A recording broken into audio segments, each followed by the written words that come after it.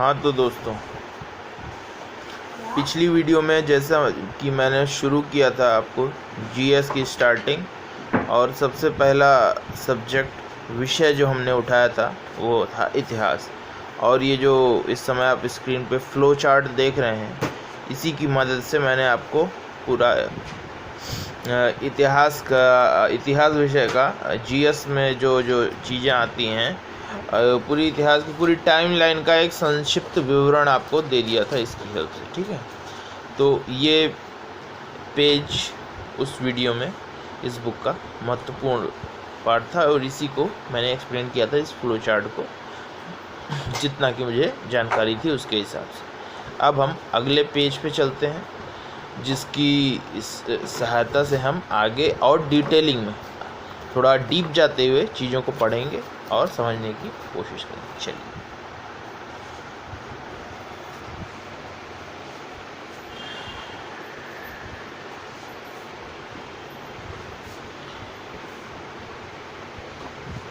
तो अब आप यहाँ पे जैसा कि देख रहे होंगे, भारतीय इतिहास की महत्वपूर्ण तिथियां।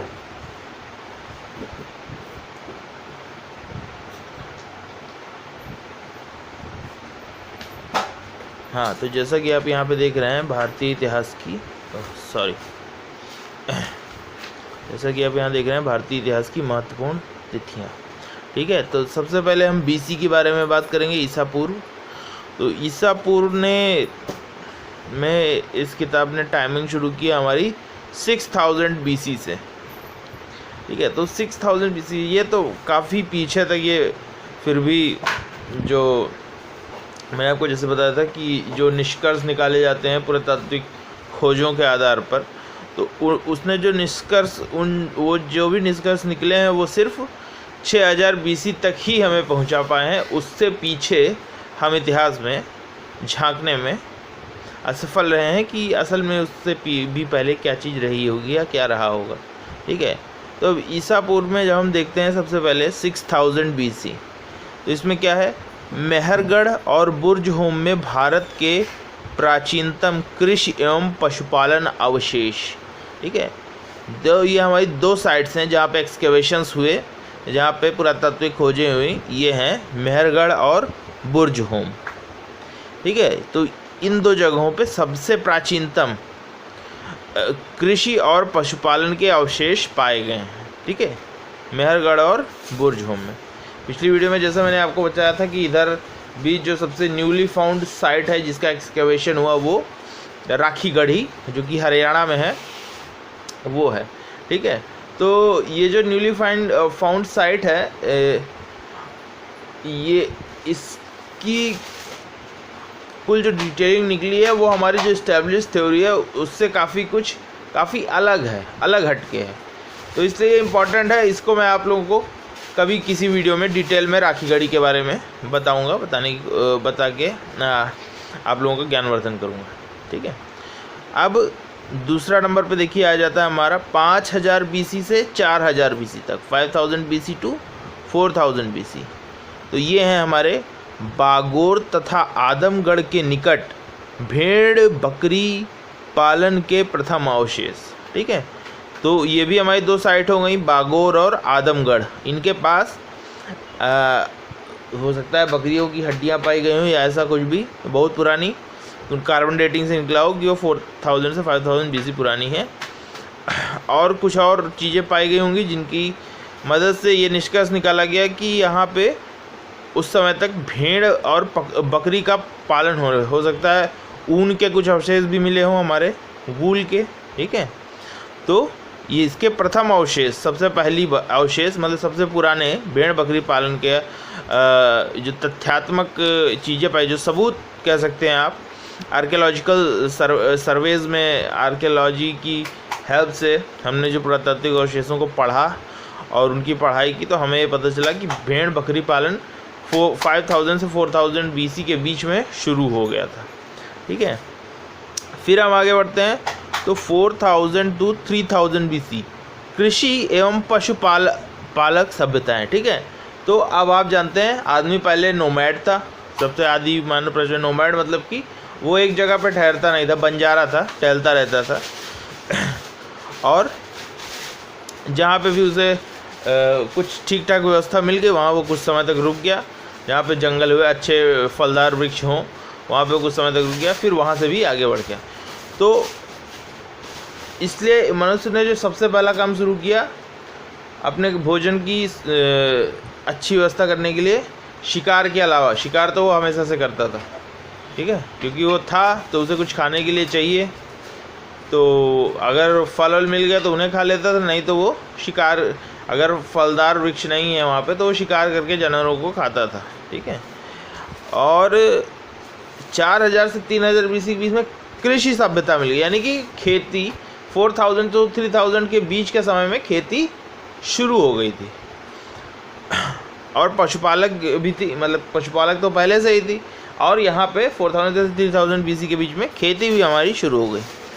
उसके बाद हम आगे बढ़ते हैं 2350 से 1750, ठीक है। तो ये इन्होंने देखिए लिख भी रखा है यहाँ पे, रेडियो कार्बन तिथि यानी रेडियो कार्बन डेटिंग के मेथड से इन्होंने निर्धारण किया हड़प्पा सभ्यता का समय विस्तार, ठीक है, यानी कि 2350 बीसी से 1750 बीसी के बीच में जो हमारी हड़प्पन सिविलाइजेशन का टाइम है, जो मोहनजोदाड़ो, हड़प्पा, जो वहाँ पे जो पाकिस्तान में जो है प्रेजेंट टाइम में, वहाँ पे जो एक्सकेवेशन साइट पाई गई वो इस दोनों समय के बीच में पाई गई, यानी कि उनका समय काल 2350 से 1750 के बीच का है, ठीक है। फिर हम और आगे बढ़ते हैं 1500 बीसी।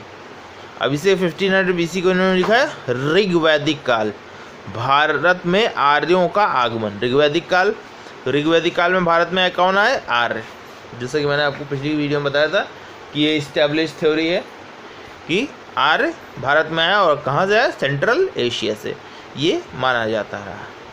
वैसे इतिहास जब भी आप पढ़ेंगे, इतिहास की कोई पुस्तक, तो उसमें एक ही चीज़ को अलग अलग लोगों ने अलग अलग तरीके से एक्सप्लेन किया है। जैसे कि हमारी एक पुरानी कहावत कहती है कि एकम सत्य विप्रः बहुधा वदन्ति, कि सत्य एक ही है, उसे ज्ञानी लोग अलग अलग तरीके से कहते हैं। उसी तरीके से एक जो हमें साइट पे जो चीज़ें, जो सबूत पाए गए, उससे हर किसी ने अलग अलग निष्कर्ष निकाला, ठीक है। हर विद्वान ने, इतिहासकार ने कह लीजिए, उसका अलग अलग। तो इतिहास की पुस्तकों में अक्सर आपको लिखा मिल जाएगा, इसमें ये भी हो सकता है, ये भी हो सकता है, मगर इसके बारे में विद्वानों में मतभेद है, ठीक है। अब 1500 बीसी ऋग्वैदिक काल, भारत में आर्यों का आगमन हो गया। उसके बाद हम बढ़ते हैं 1000 बीसी की तरफ। 1000 बीसी में हमारा ऋग्वैदिक काल खत्म हो गया, और 1000 बीसी से हमारा शुरू हो गया उत्तर वैदिक काल। तो उत्तर वैदिक काल में क्या हुआ? आर्य वैसे तो आए तो ऊपर ही थे हमारे, जेके, हरियाणा, पंजाब, प्रेजेंट टाइम पाकिस्तान, वहीं पे। उसके बाद धीरे धीरे नीचे बढ़ते गए, और गंगा के मैदानों में, पूर्वी गंगा के मैदानों में आर्यों ने अपना वर्चस्व स्थापित करना शुरू किया। तो इसमें इसीलिए लिखा है आर्यों का पूर्वी गंगा मैदान में विस्तार, ठीक है। इसके बाद आता है हमारा 950 बीसी, ठीक है। तो 950 बीसी में एनसीईआरटी के अकॉर्डिंग है ये, अब वो सही क्या है ये तो नहीं बता सकते। कुछ लोग ये कई जगहों पे भी लिखा है कि 5000 बीसी में महाभारत हुई, 5000 बीसी पहले महाभारत हुई, ठीक है, 5000 बीसी के और पहले, यानी कि 6000 7000 के आसपास, ठीक है। लेकिन एनसीईआरटी जो है कहती है कि महाभारत युद्ध हुआ 950 बीसी में। एनसीईआरटी में राम शरण शर्मा के अनुसार 5000 ईसा पूर्व में महाभारत युद्ध हुआ। महाभारत युद्ध जो इन्होंने लिखा है, मैं ज़रा माफ़ी चाहूँगा, थोड़ा सा गलती हो गई मुझसे। महाभारत युद्ध जो इन्होंने लिखा है, हमारे किरण पब्लिकेशन ने, इन्होंने लिखा महाभारत युद्ध हुआ 950 बीसी में। कई लोगों का ये मानना है, ठीक है। जबकि एनसीईआरटी में जो हमारा लिखा हुआ है, मैं ज़रा गलत कह गया, एनसीईआरटी में लिखा हुआ है, और एनसीईआरटी में रामशरण शर्मा जी के अनुसार लिखा है कि 5000 बीसी के करीब में महाभारत का युद्ध हुआ था, ठीक है। अब हम और आगे बढ़ते हैं, और हम चलते हैं 850 बीसी, 23वें तीर्थंकर पार्श्वनाथ के जन्म की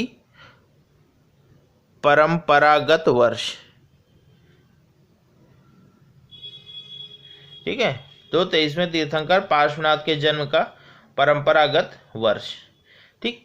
तो 850 BC में हमारे पार्श्वनाथ आ गए। पार्श्वनाथ जैन धर्म के 23वें तीर्थंकर हैं। जैसा कि आप जानते हैं, मैं बता दूं जरा सा कि जैन धर्म में कुल 24 तीर्थंकर हुए। पहले हुए हमारे ऋषभदेव, और बाकी बीच में और बहुत सारे हुए, उनको ज़्यादातर जानकारी नहीं रहती, पढ़ाया नहीं जाता, इंपॉर्टेंट नहीं हो।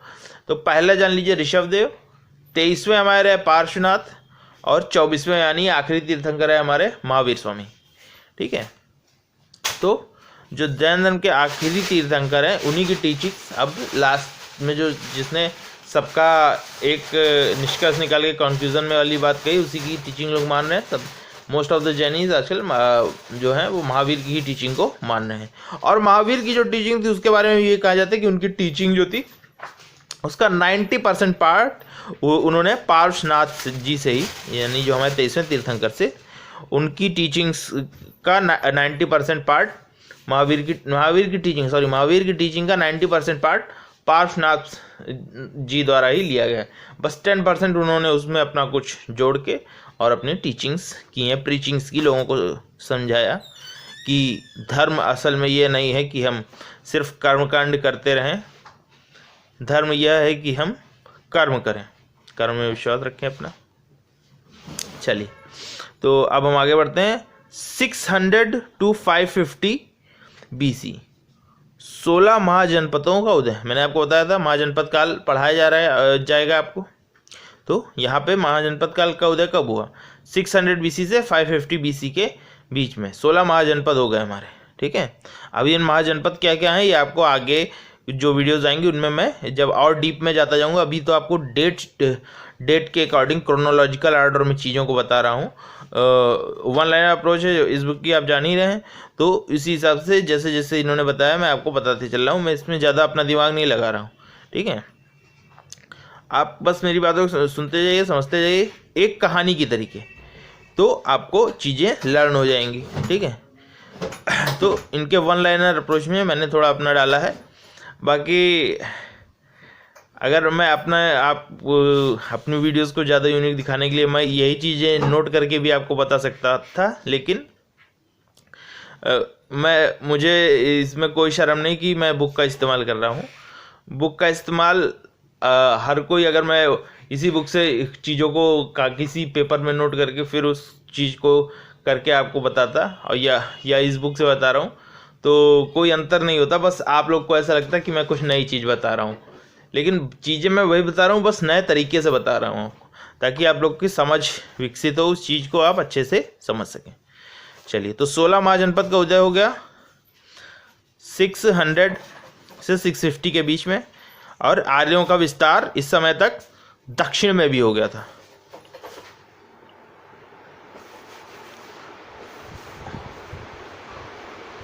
उपनिषदों की रचना भी इस समय ही हुई, ठीक है। तो ये काम हुआ। इसके बाद 540 जैन धर्म के संस्थापक, ठीक है। तो इसके जैन वर्धमान महावीर, ठीक है, वर्धमान महावीर का जन्म 540 BC में हुआ, जो कि जैन धर्म के संस्थापक जिन्हें कहा जाता है, ठीक है। क्यों कहा जाता है? क्योंकि इसके पहले जो थे 23 तीर्थंकर वो तो अपनी खोज कर रहे थे, सत्य की खोज में लगे हुए थे, लेकिन आखिर में यानी कि सबकी टीचिंग मिला के आखिर में फाइनली वर्धमान ने भी अपना पोर्शन भी दिया सबकी टीचिंग में, और फिर एक प्रॉपर धर्म के रूप में इस्टेब्लिश इन्होंने कर दिया जैन धर्म को। उसके पहले ये सिर्फ एक संप्रदाय के रूप में था जिसमें लोग आते गए, विचारक या उन्हें भगवान या आप कुछ भी कह सकते हैं, वो इंसान ही विचारक है। और उन्होंने ऐसे क्रांतिकारी विचार दिए कि ये जो कर्मकांड है, मूर्ति पूजा है, और जो बलि की प्रथा है, सती प्रथा, जो समाज में बुराइयां व्याप्त थी, उनको ख़त्म करने के लिए इस तरीके के धर्मों का उदय हुआ। अब जैसे आजकल नोट पर गांधी जी की फ़ोटो छपती है, तो गांधी जी आज के भगवान हो गए, ठीक है ना, आप कह सकते हैं। उसी तरीके से उस समय ये लोग ने ऐसे क्रांतिकारी विचार दिए, समाज में परिवर्तन ले आया, तो इसलिए इन्हें फिर लोग आगे चल के भगवान की तरीके पूजने लगे, ठीक है। वैसे हैं सब इंसान ही। मैं तो यहाँ तक कि जो हिंदू देवी देवता हूँ ये भी मानता हूँ कि वो भी कुछ बहुत ही अच्छे व्यक्ति रहे होंगे आखिर में। उन्होंने समाज में इतना किया समाज के लिए कि आखिर में लोग उन्हें भगवान की तरीके पूजने लगे। ठीक, तो आज की वीडियो यहीं पे समाप्त करता हूँ मैं। बहुत लंबा नहीं खींचना चाहता हूँ वीडियो को, बहुत लंबा हो जाएगा तो आपके लिए भी बोरियत होगी, और ये मैं आपको बोर नहीं करना चाहता। मैं आप ही के तरीके एक विद्यार्थी अपने आप को कहूँगा, जिस प्रकार आप विद्यार्थी हैं मैं भी विद्यार्थी हूँ। मैं अपने आप को विज्ञान का विद्यार्थी कहूँगा, इतिहास का विद्यार्थी कहूँगा। मैं अपना जीवन विद्यार्थी के रूप में ही व्यतीत करना चाहता हूँ। तो आप मुझे अपना मित्र ही समझिए कि मैं आपको मित्रवत चीज़ों को बता रहा हूँ। और बस इतना ही आज के लिए। नमस्कार, धन्यवाद।